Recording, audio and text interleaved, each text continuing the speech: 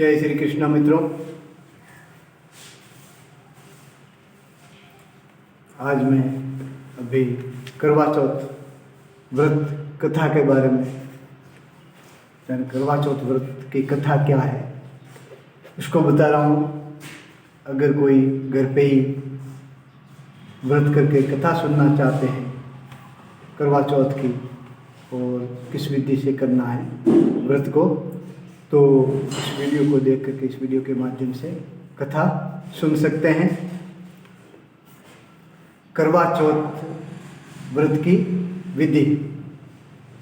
कार्तिक महीने की कृष्ण पक्ष की चतुर्थी के दिन को करवा चौथ या करक चतुर्थी कहते हैं, यानी कार्तिक वदी चौथ को ये व्रत किया जाता है।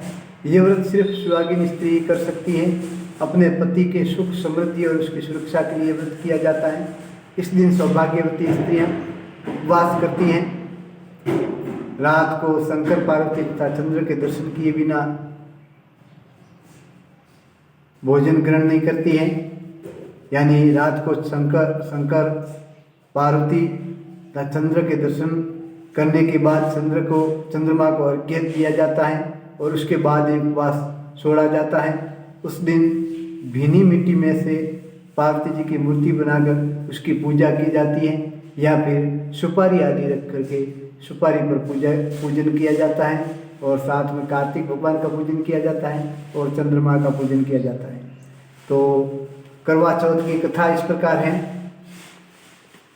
एक बार अर्जुन तप करने के लिए नीलगिरी पर्वत पर गया।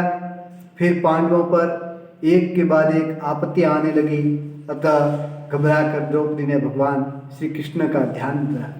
भगवान श्री कृष्ण तुरंत ही पधारे तो द्रौपदी ने अपनी शंका भगवान को बताई।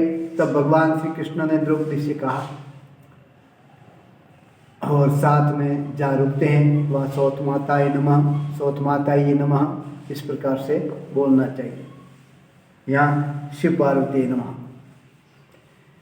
द्रौपदी जी से कहा श्री कृष्ण भगवान ने, एक बार माँ पार्वती जी ने भी शिव जी से ये प्रश्न किया था, जब भगवान सदाशिव पार्वती जी से करवा चौथ का व्रत करने के लिए कहते हुए कहा कि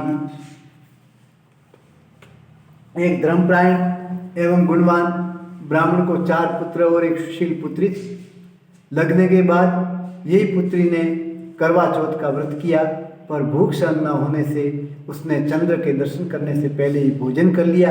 इसलिए उपवास टूटते ही उसके पति की मृत्यु हो गई। इसलिए वह अत्यंत विलाप करने लगी। ठीक उसी समय इंद्राणी पृथ्वी पर सेव करने निकले थे। उसने उस ब्राह्मण की पुत्री का विलाप सुना, अतः वह उसके पास गए और उसे आश्वासन दिया। सारा वृत्तांत जानने के बाद इंद्राणी बोले, तूने चंद्र को अर्घ्य दिए बिना ही भोजन लिया, उसका ये फल है। यह सुनकर वह ब्राह्मण कन्या को बहुत ही पछतावा होने लगा।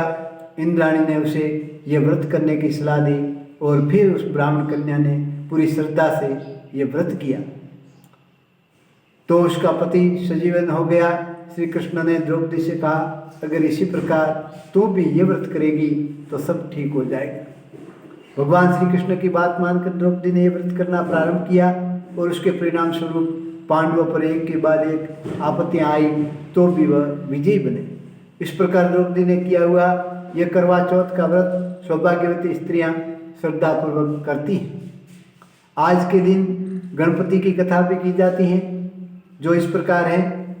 एक अंधी वृद्धा थी, उसे एक पुत्र था और एक पुत्र की बहू थी। यह वृद्धा हर रोज अत्यंत श्रद्धापूर्वक गणपति जी की सेवा पूजा करती। इसलिए एक दिन गणपति जी उस वृद्धा पर प्रसन्न हुए और प्रकट होकर कहने लगे कि हे वृद्धा, मांगो मांगो, तुम जो मांगो वो मैं दूं, मैं तुम पर अति प्रसन्न हूँ। तब वृद्धा बोली, क्या मांगू, उसकी मुझे कुछ खबर नहीं, बहू बेटे को पूछकर कल मांगूंगी। गणपति तो वृद्धा की बात मान गए। वृद्धा ने बहू बेटे से पूछा तो वह दोनों ने वृद्धा से कहा कि हम लोग बहुत गरीब हैं इसलिए आप गणपति के पास से धन मांगो। वृद्धा ने तो पूरा गांव में सबको पूछा तो सबने अपनी अपनी रीत से वृद्धा को सुना दी। दूसरे दिन गणपति जी आए और वृद्धा से कहा मांग लो जो चाहिए वह। वृद्धा ने कहा मुझे 9 कोटि माया दो, निरोगी काया दो, अमर सुहाग दो, आँखों का तेज दो, पुत्र पोत्री परिवार का सुख दो और अंत में मोक्ष दो। तब गणपति ने कहा तुमने तो सब कुछ मांग लिया। गणपति ने हंसते हंसते वृद्धा को सब कुछ दे दिया। और इस प्रकार करवा चौथ के दिन स्त्रियां गणपति के पास सब कुछ मांगती हैं और प्राप्त करती हैं। इस प्रकार से ये कथा है। इस कथा को सुन करके और फिर चंद्रोदय होने पर चंद्रमा को अर्घ्य दे करके फिर भोजन ग्रहण करना चाहिए, भोजन प्रसादी ग्रहण करना चाहिए। नमस्कार मित्रों, आज इतना ही। इस प्रकार से और भी अन्य व्रतों के बारे में आपको समय समय पर जानकारी दी जाएगी। जय श्री कृष्ण।